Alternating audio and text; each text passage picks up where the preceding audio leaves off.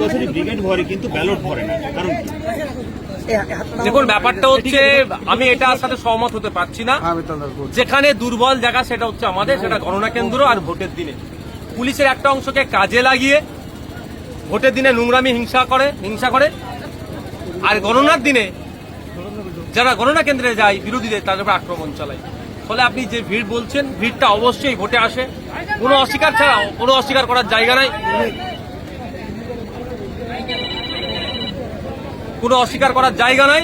যারা এই ভয়ঙ্কর সিচুয়েশনে বাড়ি থেকে বার হলে তৃণমূল টার্গেট করছে, তাদের নামে মিথ্যা মামলা দিতে পারে, তাদেরকে মারধর করতে পারে, তাহলে এই ভয়ঙ্কর সিচুয়েশনে যারা রাস্তায় নেমেছে বা যারা ব্রিগেডে আসছেন তারা প্রত্যেকেই ভোট দেবেন, কিন্তু দুর্ভাগ্যের বিষয় আমরা তাদের ভোটটাকে সিকিউর করতে পারছি না, এটি আমাদের দুর্বলতা। আজকে বাংলাদেশ শ্রমিক সংগঠনের ব্রিগেড সামগ্রিকভাবে কি প্রতিক্রিয়া? আমি সার্বিক সফলতা কামনা করেছি। এটা মেহনতি মানুষের, খেটে খাওয়া মানুষের ব্রিগেড হচ্ছে। আমি তো খেটে খাওয়া মানুষ, মেহনতি মানুষের পক্ষেই। আমরা শ্রমের যে মূল্যায়ন হচ্ছে না তার বিরুদ্ধে আমরা শ্রমের মূল্যায়নের পক্ষে তো আমরা সফলতা কামনা করেছি। আইএসএফ এর ভাঙড়ের যে সভা, সেখানে পুলিশকে সেভাবে দেখানো গেলেও আজকে ভাঙড়ের তৃণমূলের সভায় পুলিশকে বাড়তি সক্রিয় হতে দেখা গেল, রাস্তায় নামতে দেখা গেল ভাঙড় ডিভিশনের ডিসি সৈকত ঘোষ। দেখো ডিসি স্যার বা এসি স্যার যারা আছেন, আমি বিতর্কে জড়াবো না, এতটুকুই বলবো। সেই শামসেরগঞ্জ থেকে শুরু করে জঙ্গিপুর থেকে শুরু করে যেখানে পুলিশকে সক্রিয় হওয়া দরকার সেখানে নিষ্ক্রিয়, আর যেখানে পুলিশকে স্বাভাবিক হওয়া দরকার সেখানে পুলিশ অতি সক্রিয়। আইএসএফ মিটিং মিছিল করলে অতি সক্রিয় হয়ে সেখানে লাঠিচার্জ, মাথা ফাটানো, মিথ্যা মামলা দিয়ে আইএসএফ এর নেতাকে কিভাবে গ্রেফতার করে আইএসএফ এর কোমর ভাঙার চেষ্টা করছে। এটা হয়ে উঠবে না। এখন আজকে যেটা দেখছেন তৃণমূলের মিটিং এর জন্য এত পুলিশের রুট মার্চ হ্যান এটা আইওয়াস ছাড়া কিছুই নয়। যেভাবে 14 তারিখে আইএসএফ এর মিছিলে ওয়াকাফ সম্পত্তিকে বাঁচানোর জন্য কেন্দ্রের বিরুদ্ধে মিছিলে আসছিল, পুলিশি আক্রমণ হয়েছে, সারা রাজ্যের মানুষ এটাকে ছিছি করেছে, নিন্দা করেছে। এই নিন্দার হাত থেকে বাঁচার জন্য পুলিশ তার ভাবমূর্তি কিছুটা ফিরিয়ে নিয়ে আসার জন্য এইগুলো করছে। এতে ছিঁড়ে ভিজবে না, বাংলার মানুষ বুঝে নিয়েছে তৃণমূল কংগ্রেসের অবস্থান কোথায়। জাতীয় মহিলা কমিশন আজকে নিহতর বাড়ি থেকে চলে যাওয়ার পরই রাজ্যসভার সাংসদ সামিরুল, জঙ্গিপুরের সাংসদ খলিলুর, শামসেরগঞ্জের বিধায়ক জাফরাবাদের মৃতের বাড়িতে গিয়ে বললেন রাজনীতি করার জন্য এখন অনেকে আসবে, প্রতিশ্রুতি দেবে, কিন্তু 1 মাস পর এদের আর খুঁজে পাওয়া যাবে না। আপনাদের পাশে আমরাই থাকবো, তৃণমূলের সরকার থাকবে। ব্যাপারটা হচ্ছে আমি আপনাদের বলি, জাতীয় মহিলা কমিশনের যিনি এসেছেন, দুর্ভাগ্যের বিষয় আমাদের এবং আমাদের রাজ্যপাল যে আচরণটা বলেন আমাদের কাছে অত্যন্ত দুর্ভাগ্যজনক লাগলো। ওই দিনকে আরেকটি ছেলে পুলিশের গুলিতে মারা গিয়েছে, এই অভিযোগ। দুজন বাবা পিতা পুত্র এবং আরেকটি ছেলে, 3 জনের ক্ষতিগ্রস্ত মারা গিয়েছে। উচিত ছিল, আমি উচিত না, আমি ওনাকে সাজেস্ট করছি, আমি ভেবেছিলাম যে প্রত্যেক যারা ক্ষতিগ্রস্ত হচ্ছে তাদের কাছে যাবে, কিন্তু দুর্ভাগ্যের বিষয় এখানেও যেন একটা এই জাতীয় মহিলা কমিশন বা রাজ্যপালের ভিজিটটাও যেন কোনো জায়গায় আমাদের একটা রাজনীতির ভিজিট দেখা হচ্ছে, এটা মোটেও কাঙ্ক্ষিত নয়।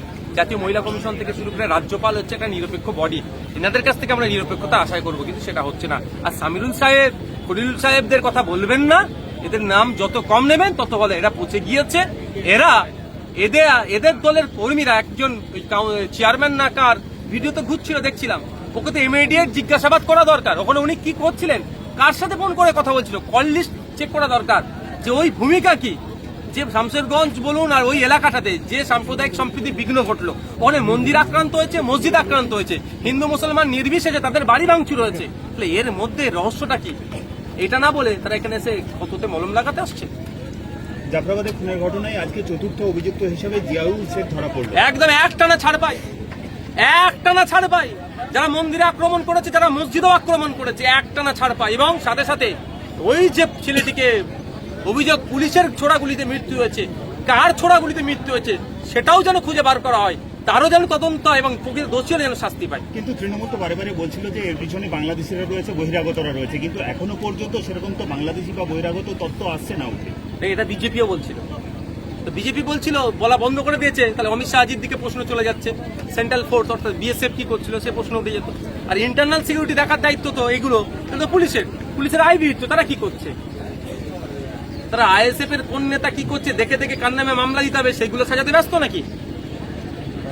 জাফরাবাদে নিহতর বাড়িতে গিয়ে আজও ক্ষতিপূরণের কথা বলেছিলেন 2 সাংসদ এবং 1 বিধায়ক, কিন্তু মৃত চন্দনের স্ত্রী এবং তার বোন বললেন যে মুখ্যমন্ত্রীর দেওয়া ক্ষতিপূরণ তারা গ্রহণ করবেন না। শুনেন, ওই পরিবারটা বামপন্থী পরিবার, সিট তারা সোজা আছে, ওরা বুঝিয়ে দিয়েছে এই 10 লাখ 20 লাখ নিয়ে তার ছেলে তার স্বামীর চলে যাওয়াতে, যা পরিবারের লোক চলে যাওয়াতে যে ক্ষতি হচ্ছে ক্ষতিপূরণ টাকা দিয়ে আপনি ক্ষত চাপা দেওয়া যায় না। রাজ্য সরকারের ব্যর্থতার জন্য খুন হতে হয়েছে। যখন শাস্তি পাবে আমি মনে করছি তাদের ধারণা হতে পারে যে প্রকৃত যারা দোষী তাদেরকে শাস্তি দিলেই আসল ক্ষতিপূরণ হবে। ধুলিয়ান শামসেরগঞ্জে জনসংযোগের সমস্যা ছিল, স্বীকার করলেন জনপ্রতিনিধিরা, কি বলবেন? জনপ্রতিনিধিদের কথা দূরে রাখুন, আমি এখন ওটা বলছি না, পরে বলবো। প্রশাসন কি করছিল, আইবি কি করছিল, যে এই ধরনের ঘটনা ঘটে যেতে পারে আগে থেকে জানতো না? আইবির কাজ কি? কোনো ঘটনা ঘটতে পারে সেই ঘটনাটা তাদেরকে আগে জানতে হবে, জেনে যাবে তারা, মানে জানার চেষ্টা করবে। আর যারা পুলিশের ড্রেস পরে যারা পুলিশ থাকে তারা সেগুলোকে রেজিস্ট করবে, সেটাকে আটকাবে। ব্যর্থ হয়েছে দুটি। শওকত বলল, নওশাদ রাও বিজেপির মতো সাম্প্রদায়িক আর এদের অশান্তি পাকানোর চক্রান্ত আমরা ব্যর্থ করি। কে বলেছে? শওকত মোল্লা। ওই নোটোরিয়াস ক্রিমিনাল যেটাকে ন্যাশনাল হিউম্যান রাইটস কমিশন বলেছে, মমতা ব্যানার্জি বলেছে তাকে তুই বোমা দিস। একটা শব্দ আমাদের বলুন। আমি তো এখানে প্রায় 1 ঘন্টার মতো বক্তব্য দিলাম, 1 ঘন্টার কাছাকাছি। একটা শব্দ সাম্প্রদায়িক শব্দ আমার কাছ থেকে পেয়েছে? 1 নম্বর কথা। দ্বিতীয় কথা হচ্ছে, আমি সত্যি বলছি, এদের উত্তর আমি দিতে চাই না। শুভেন্দু অধিকারী বলছেন, কেন্দ্রীয় সংস্থা এসে ছবি তুলে চলে গেলে হবে না, অ্যাকশন চাই। এতদিন পরে বুঝতে পেরেছে 2021-এর পোস্টপল ভায়োলেন্সের যারা যারা যুক্ত, এই শওকত মোল্লা এখনো জেলের বাইরে আছে কেন? শুভেন্দু অধিকারীর কাছ থেকে জানতে চাইছি। কেউ এমপি হয়ে চলে গেছে দিল্লিতে, তারা জেলের বাইরে আছে কেন এখন? কেন কেন্দ্রীয় human rights, central human rights commission তো, ন্যাশনাল হিউম্যান রাইটস কমিশন তো এসেছিল, তারা যাদেরকে নটোরিয়াস ক্রিমিনাল বলে সার্টিফাইড করলো তারা এখনো বাইরে আছে কেন? শুভেন্দু বাবুকে কিন্তু আগামী দিনে জবাব দিতে হবে। সেই জন্য শুভেন্দু বাবু এখন থেকেই সেফ জোনে চলে যাচ্ছে। শুভেন্দু অধিকারী আজকে বলেছেন, মুর্শিদাবাদ ঠান্ডা করবো, 26-এ সরকারে এলে দাঙ্গাবাজদের বাড়িতে বুলডোজার চালাবো, সব ক্ষতিপূরণ আদায় করবো। এখন সেন্ট্রাল গভর্নমেন্টের ওনারা আছেন তো, 26-এ সরকার আসবে, তারপরে হবে এই ললিপপ দিয়ে বন্ধ করতে বলুন। 2021-এর পর থেকে, 2021-এর আগে থেকে এই ললিপপ দিয়ে যাচ্ছে বাংলার মানুষকে। এখন যে ক্ষমতা আছে সেই ক্ষমতাটা সঠিক ব্যবহার করুন না।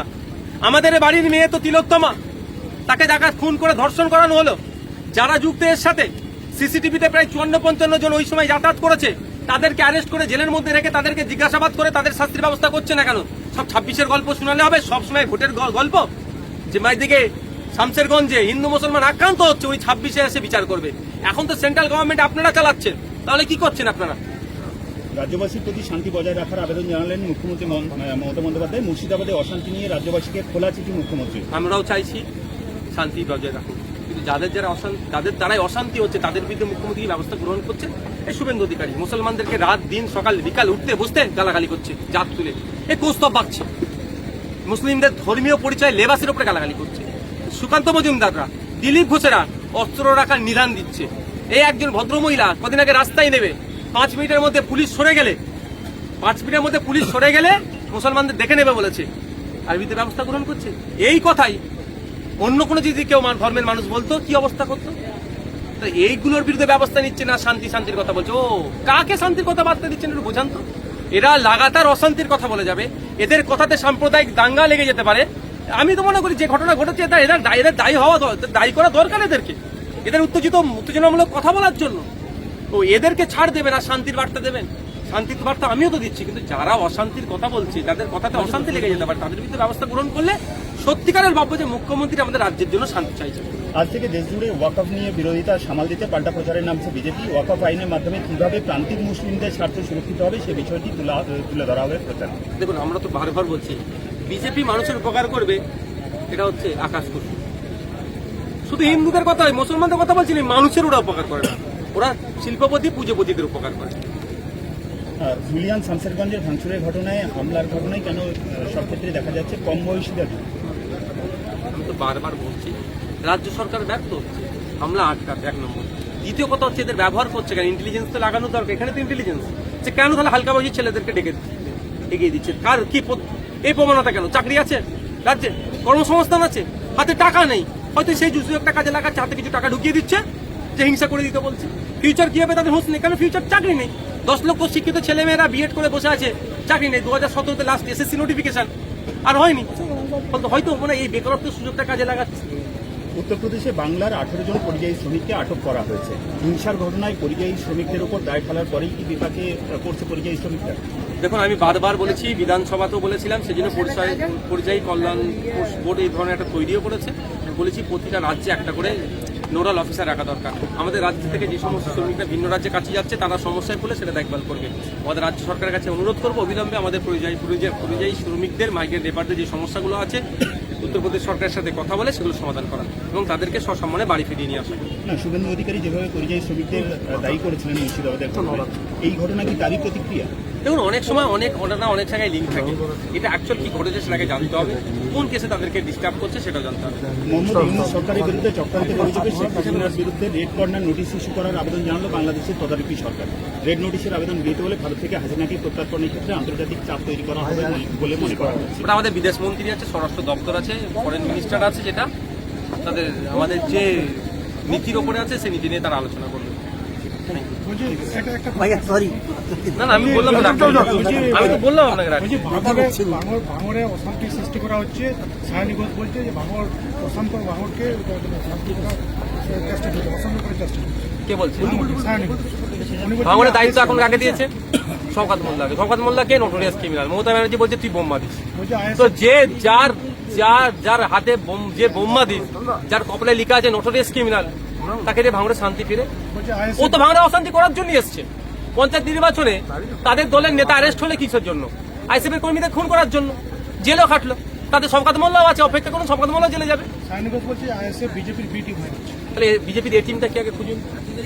বি টিমটা আমাকে দেখে দিচ্ছে, এ টিমটা আগে খুঁজুন। এ টিম তো সায়নী ঘোষরা যাচ্ছে। অনেকক্ষণ